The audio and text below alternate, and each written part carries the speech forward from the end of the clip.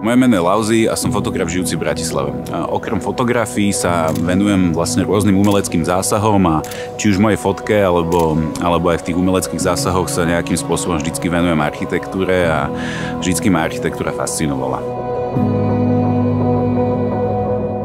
Pri architektúre sa snažím sledovať vždycky nejakú, alebo ma zaujme najprv nejaká prvotná hmota, ale potom sa človek ďalej akože začne zaoberať detailami a v rámci projektu Čerešňa mi príde veľmi zaujímavé, že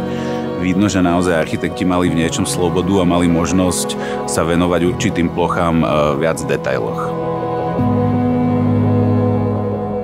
Keďže som bol oslovený v rámci tohto projektu nejak zdokumentovať architektúry Čerešní mojou fotografiou, tak samozrejme som začal hľadať nejaké momenty, ktoré by ma tu mohli zaujímať. Ten môj nápad vznikol v podstate pri pohľade na strom čerešní a ako v podstate rozkvitnutý strom čerešní je nejaká akože